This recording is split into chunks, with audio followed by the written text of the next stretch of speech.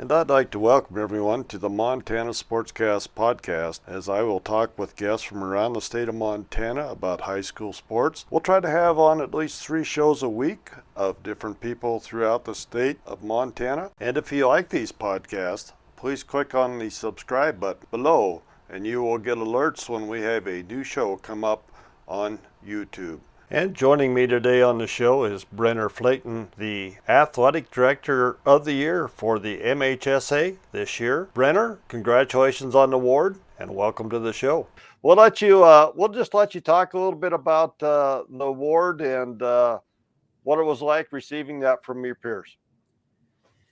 It was quite the surprise, and I'm obviously very flattered with the award, and it it wasn't expected by any means, and you don't get into being an athletic director for any accolades or for the money, but it is nice to be recognized for the hard work and time that goes into the position, and didn't expect to be getting that award, but it sure was a very nice surprise.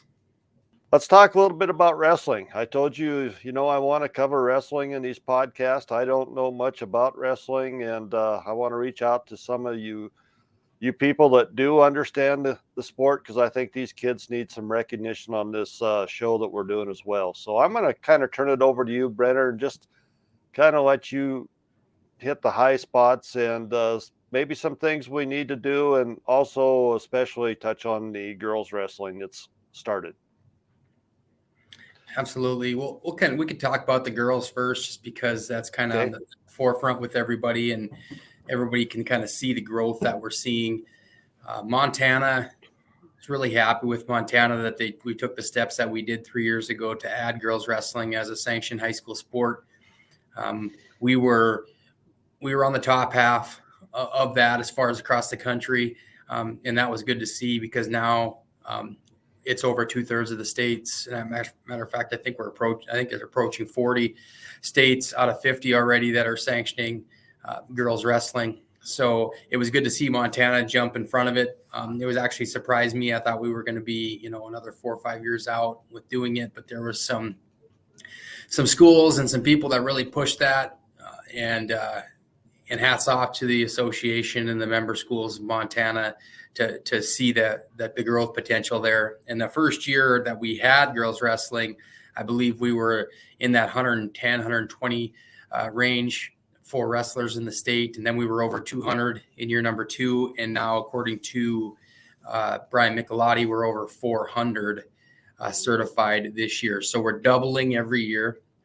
Obviously, of course, that'll slow down at some point, but this year, in year number 3, there are over 400 kids, 400 girls, all class certified to wrestle. So that is a amazing and incredible growth. I serve on the kind of the girls wrestling advisory committee, ad hoc committee for MHSA, where we go over some of those things. And we were able to already make an adjustment because of the growth of girls wrestling in Montana.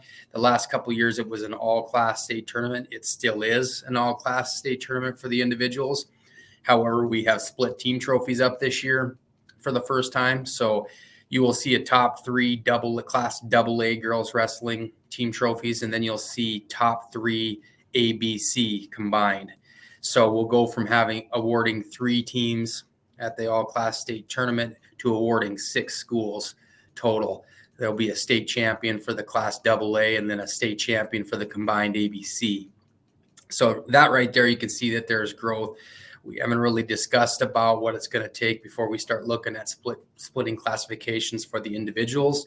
But if we keep seeing the growth that we've seen the first 2-3 years, then you could imagine we probably head in that direction eventually. I guess I was a little bit in the dark on this. I kind of heard some talk at the meetings this past weekend, Brenner, about the divisionals. How many kids come out of divisional to advance to state? Now, I don't know if I heard this right, but maybe 6 people or 6 athletes You award 6 athletes during the divisional, but only a certain number go on to state. Is that correct? Yeah, that was another thing that we worked on in that ad hoc committee, and actually Class BC boys division wrestling kind of led the way on that because we went to what's called the EDQ, um, equitable distribution of qualifiers. And what that does is you'll, like with the boys in BC, you only have 2 divisions. And sometimes there were a lot more kids in the West in certain weight classes than there was in the East. So there was some disagreement as far as how many should be qualifying out of each division. So what we did is we put in what's called that equitable distribution of qualifiers. It's called EDQ.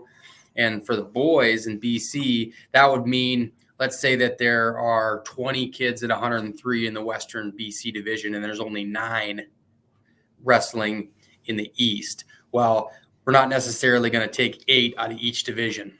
It'll be a percentage, and that'll be determined after those divisional brackets are set. So in the boys BC, each division, no matter how many they have in the weight, they'll get an automatic 6 qualifiers. However, if one of the divisions has a lot more kids than the other side, you could then gain a 9th qualifier, even a 10th qualifier. So if we have a lot more kids in one division than the other, you could see 10 qualifying out of the West in one weight and 6 out of the East, if that makes sense. We did the same thing with all class girls. So this is the first time in 3 years that we have incorporated a qualifier for the all class girls wrestling tournament. And kind of the idea is that we wanted to make sure that our boys and our girls teams are always traveling and competing together and at the same venues. So we're not splitting up fans. We're not splitting up families and coaching staffs. And that's why we decided to make sure that we had girls qualifying at those same divisional tournaments that the boys are. So in order to make that work, we had to do this EDQ across girls wrestling in general in all 6 divisions. So you'll have Western AA, Eastern AA, Western A, Eastern A, and of course Western BC and Eastern BC. And how it's written up for EDQ in girls is every division, no matter what, will get 2 qualifiers out in a weight class. Girls all class brackets are actually 24, whereas boys by classification is 16. So there'll be 8 more girls qualifying for state. However, there's only one division or one classification versus 3 in boys. So what that looks like is no matter how small your division is, as long as you have 2 girls in a weight class, we will take 2 out. However, if you have, let's say the Eastern BC has like a dozen girls at 138 pounds, and maybe the Western A only has 3. Well, there's a good chance that Eastern BC is going to get a couple more qualifiers out of that. Does that make sense? So we could walk out of there, and some of those Western, obviously there's probably going to be more AA girls qualifying for the all class girls tournament just because of sheer numbers. Your Western AA, there might be 16 girls at 126 pounds. Well, they're probably going to get a lot more. They're probably going to get 5 or 6 qualifiers out of that division into the state tournament based on the formula that we're going to use, completely based on the number of kids that are actually in the divisional brackets in each weight class. So is the weight classes the same for the girls as it has been for the boys, Brenner, or is it do you have different weight classes there? We are different weight classes. That's another thing that we changed going into this year. We actually made quite a few changes as it comes to girls wrestling. We went with National Federation weight classes for girls. They gave us a couple different options, and one of the options was 12 weight classes for girls, and that's what we went with. So there's actually 12 weight classes for girls versus 13 boys weight classes in Montana. They're also a little bit different. Some of them are same, but like girls, the small weight class is 100. For boys in Montana, it's 103. And then it goes from 103 to 113 in boys, whereas girls, it'll be 100 to 107. So there's a little bit of discrepancy there. There tends to be a lot more smaller girls than smaller boys. Those 100 and 107 weight classes for Montana girls are huge. There's a lot of girls that weigh 100 and 107. So, and then the heavyweight for boys is 285. For girls is 235.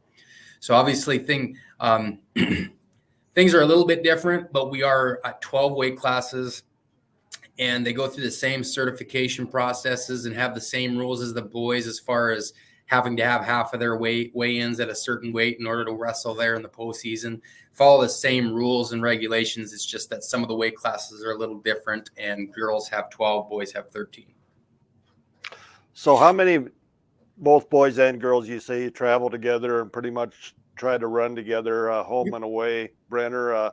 How many matches do that they get in during the season before you get into the postseason? Get a lot. That was one of my big pushes when we started this, is anybody who was on the fence about adding girls wrestling, we wanted to assure these schools that you're not going to be adding a ton of cost, right? So, I wanted to be treated like we treat our other individual sports, cross country, tennis, track, golf.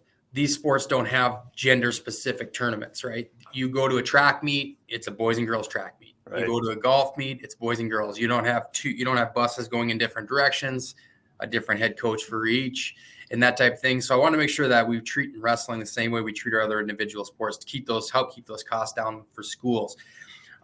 So for the most part, there always is a girls tournament right alongside the boys tournament, typically at the same community in the same venue every weekend. And that's worked out good for our school specifically and others in our area. And I can speak to our girls that our girls will end up with almost as many matches as our boys. We'll have a couple of our boys will push the 50 match MHSA limit going into postseason. So we'll have a couple of kids that'll be between 45 and 50 matches before even divisionals. And then we'll have some girls that'll push, at least one girl specifically, over 40.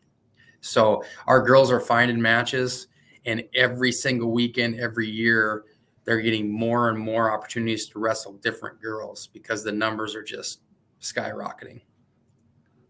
So I've said, I'm pretty open about this, Brenner. I don't know much about wrestling, but still the greatest spectacle in the state of Montana sports, to me, is the all-class wrestling tournament at Metro Park. It's, in fact, I go set up. I stick around for the first hour, and it's so noisy I can't. It just bothers me. I get a headache, and I turn it over to my workers and say, "I got to go. I'll watch it at home."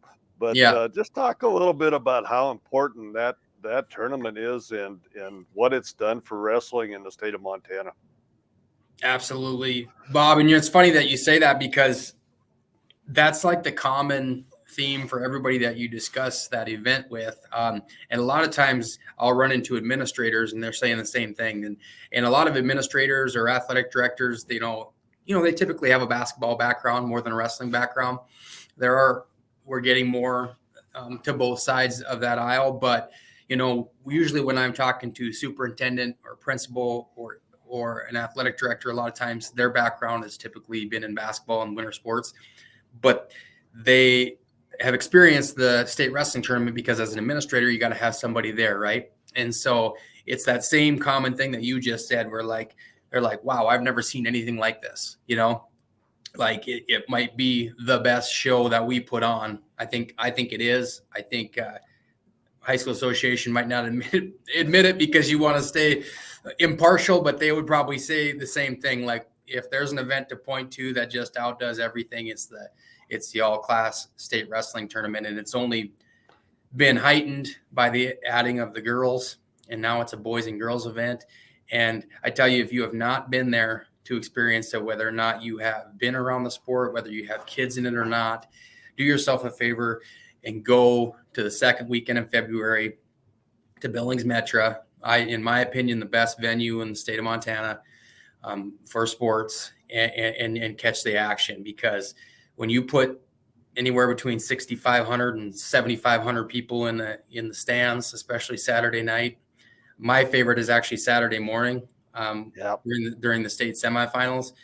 Yes, the finals is awesome, and that's usually the matches of the weekend, but nothing beats that Saturday morning, 9 a.m. to 11 a.m. when those kids are wrestling in the semifinals and they've reached the the pinnacle or the goal of their life, which is to advance to the state championship. And you see all those celebrations and the fist bumps and the jumping into the coach's arms and, just the fans and the schools that are battling for the team titles and the wave and everything else that's going on. It's really tough to explain if you haven't been there.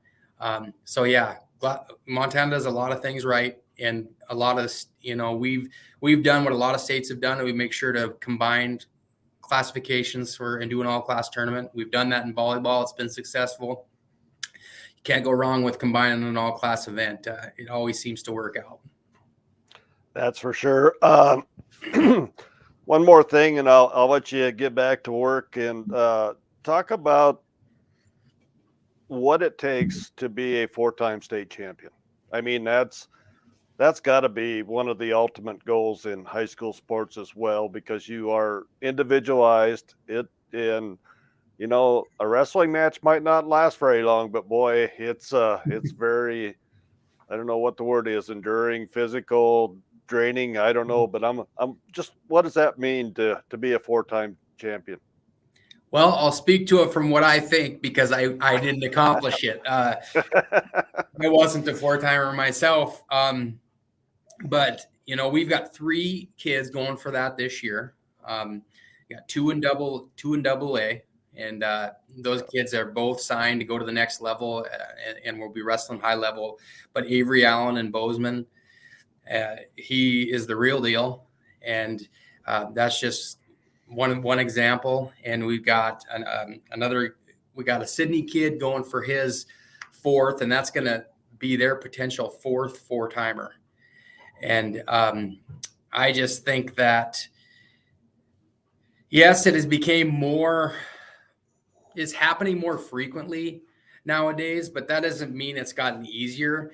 I would say that there's a lot more focus as time has went on about making sure that kids are starting at 4 and 5 years old and 6 years old, and they're wrestling their whole life to prepare for a certain moment. And they probably start setting goals when they're in elementary school, that I want to be a 4-time state champion, or I want to be the next 4-time state champion, or the first for my school. Vasquez and Glacier, he's going for 4 this year. Right. As well. So I just think that that's another thing that's cool about the all-class state tournament, is they acknowledge those kids that achieve that goal and become 4-timers. Typically a standing ovation happens, with those kids that achieve that.